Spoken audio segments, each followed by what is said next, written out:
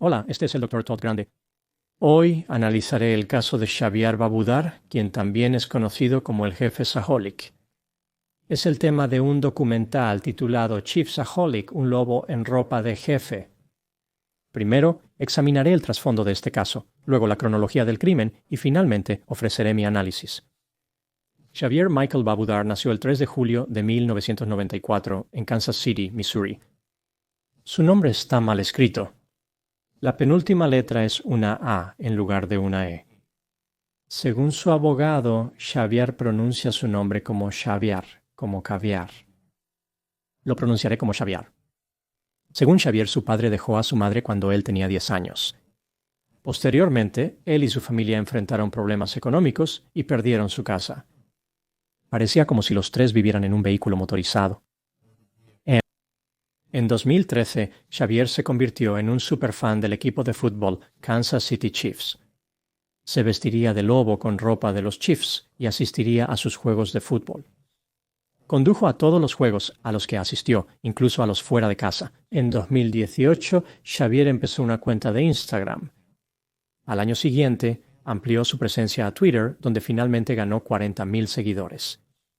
Como se esperaba, muchas de sus publicaciones involucraban a los Chiefs de Kansas City. Y Xavier acumuló un historial criminal con delitos menores y apostaba frecuentemente. A menudo hacía grandes apuestas en las que había pocas posibilidades de ganar. Su verdadera naturaleza estuvo oculta para sus fans. Xavier nunca mencionó ser sin hogar o llevar un estilo de vida nómada. Más bien, se presentaba a sí mismo como muy exitoso. Falsamente afirmó que se había graduado de la Universidad Estatal de Kansas y que administraba varios almacenes en todo el Medio Oeste. Xavier puede haberse asociado con el caviar, pero era más como atún en lata de marca blanca.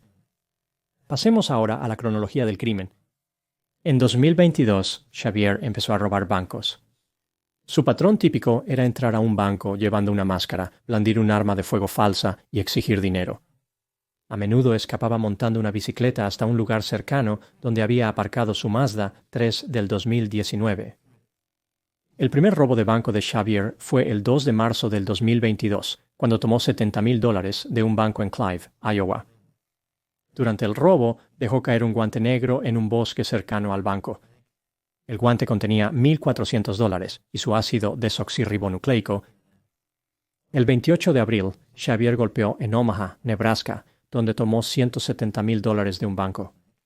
Estaba de regreso el 13 de julio, robando $303,000 de una cooperativa de crédito en West Des Moines, Iowa. En Nashville, Tennessee, el 17 de noviembre, Xavier robó una cooperativa de crédito por $125,000. Se recuperó un sombrero de este robo que contenía ácido desoxirribonucleico, coincidente con el ácido desoxirribonucleico del guante encontrado después del robo en Clive, Iowa. La policía sabía que lidiaban con un ladrón de bancos reincidente.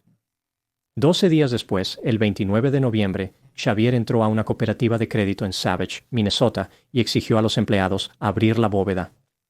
Al ver que la bóveda solo tenía billetes pequeños, huyó del edificio con las manos vacías.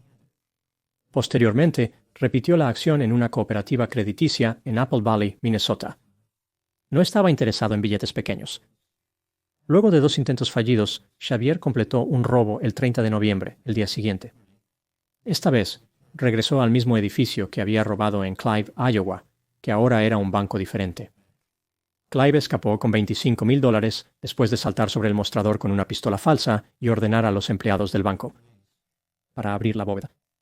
Unas 2 semanas después, el 15 de diciembre, Xavier intentó robar un banco en Papillon, Nebraska, pero las puertas en el vestíbulo estaban cerradas. Se rindió y dejó el banco. Al día siguiente, el 16 de diciembre de 2022, Xavier visitó una cooperativa de crédito en Bixby, Oklahoma. Con una pistola de juguete, forzó a los trabajadores a darle dólares, 130 y 9,000. Xavier se adentró en una zona boscosa cercana, cambió su ropa y utilizó una bicicleta para continuar su escape. Lo descubrió la policía y escapó. Xavier fue arrestado tras una breve persecución. Los investigadores encontraron su Mazda estacionado cerca. En el vehículo había varios pares de gafas y guantes que se habían usado durante otros robos de bancos. Xavier fue acusado de robar un banco. aún no se le había relacionado con los otros robos de bancos, solo con el que realizó en Bixby, Oklahoma. Su fianza se fijó en $250,000, pero luego se redujo a $80,000.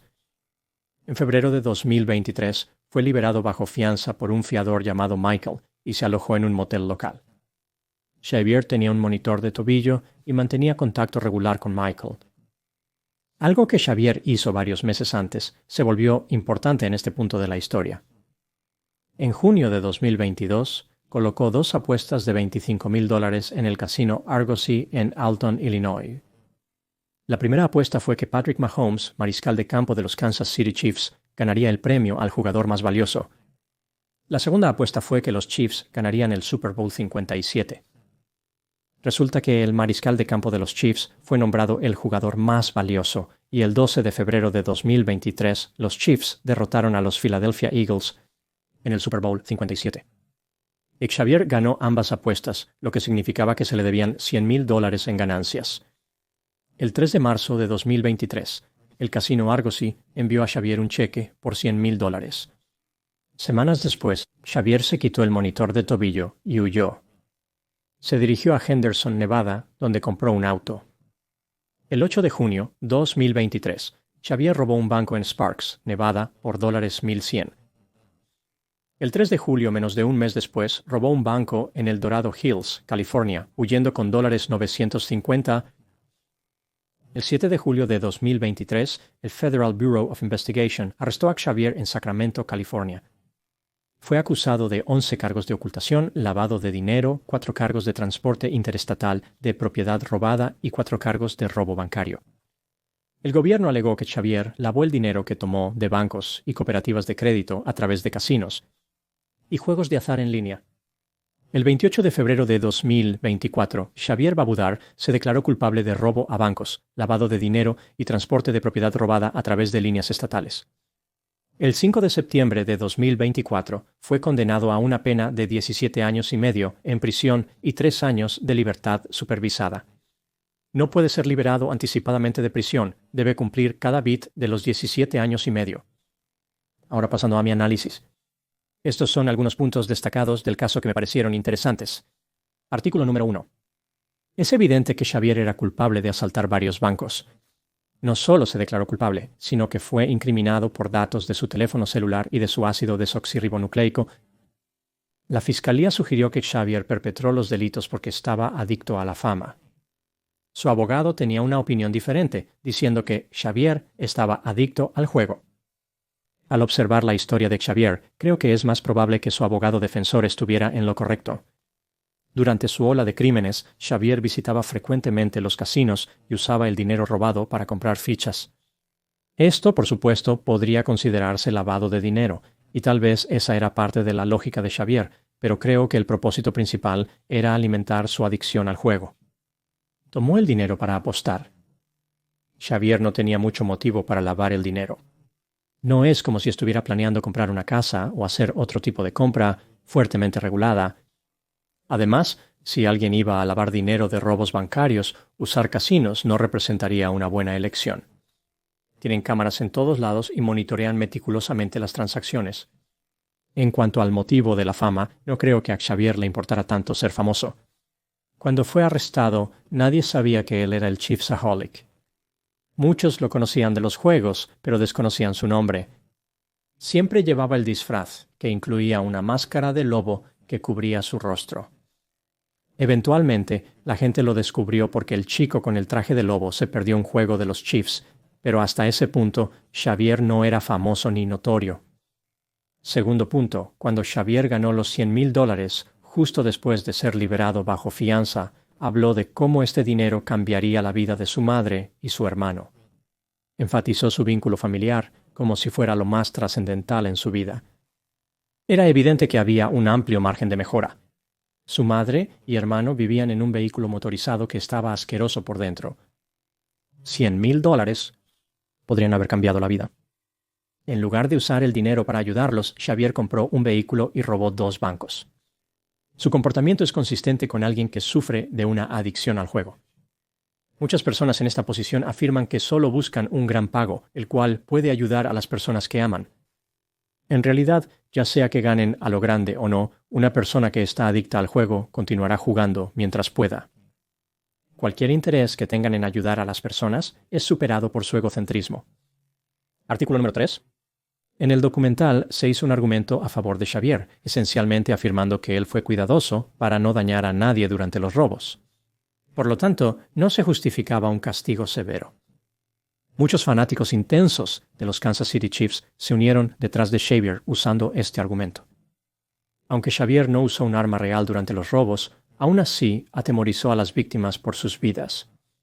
Esto dejó a las personas traumatizadas. Una cajera de banco demandó a Xavier por angustia emocional y se le otorgó un fallo de 10.8 millones. Dijo que el robo cambió todo para ella. ¿Su vida cambiaría definitivamente después de eso? Es poco probable que el cajero del banco cobre siquiera un centavo de Xavier, pero el fallo dificultará que Xavier se beneficie de sus crímenes una vez que sea liberado de la prisión.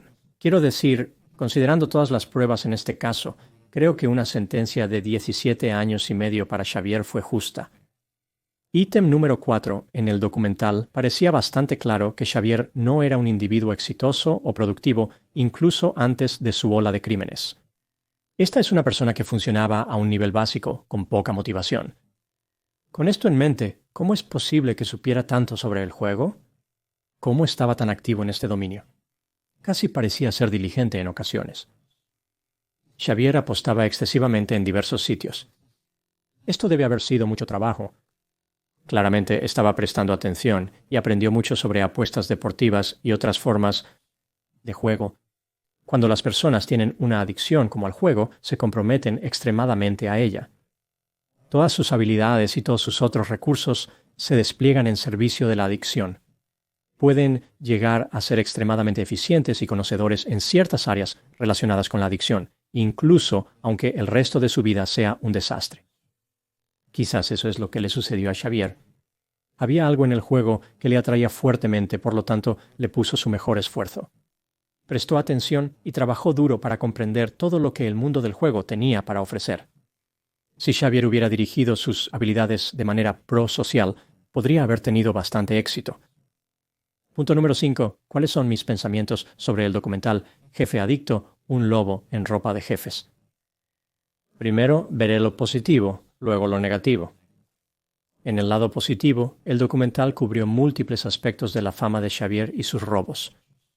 Exploró la cultura de los fanáticos que rodea a los jefes de Kansas City, incluyendo entrevistas con varias personas que interactuaron con Xavier.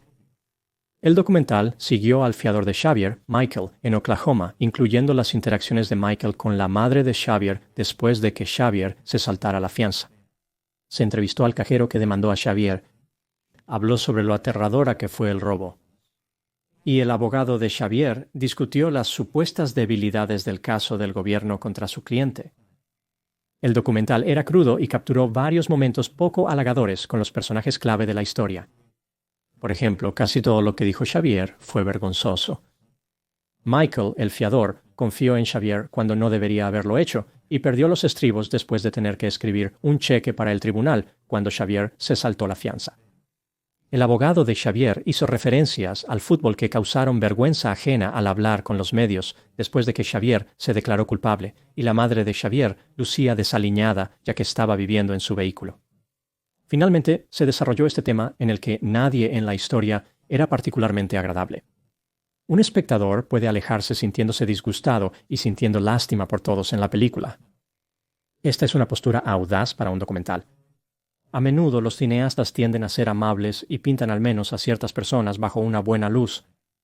A menudo lo hacen como los chicos buenos versus los chicos malos. En este caso, no parecía haber muchos chicos buenos. Pasando a los aspectos negativos, el documental nunca contó realmente la historia completa, saltaba mucho y con una duración de 2 horas era mucho más largo de lo necesario. Las acciones de Xavier fueron simples. Robó varios bancos y uniones de crédito, fue arrestado, fue liberado bajo fianza, se escapó de la fianza, cometió 2 robos más, luego fue a prisión. La historia fue fácil de contar, pero la película no retrató bien la línea de tiempo. En un momento, cuando hablaba sobre cómo Xavier se saltó la fianza en 2023, un subtítulo en la pantalla decía 2024. En otro momento, un subtítulo mostró el mes y el día sin incluir el año, pero la historia acababa de retroceder un año. Estos no son necesariamente errores masivos, pero simplemente añadieron a un relato ya confuso de la historia. Sentí que la película estaba desorganizada y carecía de un propósito claro. Simplemente divagó a través de estas diversas experiencias relacionadas con la vida de Xavier, sin revelar nada profundo y significativo. Para tomar una página del estilo del abogado de Xavier, el documental hizo un mal pase en la zona roja, fue llamado a penalización y falló el gol de campo. Esas son mis opiniones sobre la historia de Xavier Babudar. Muchas gracias por ver. Hablaré contigo pronto.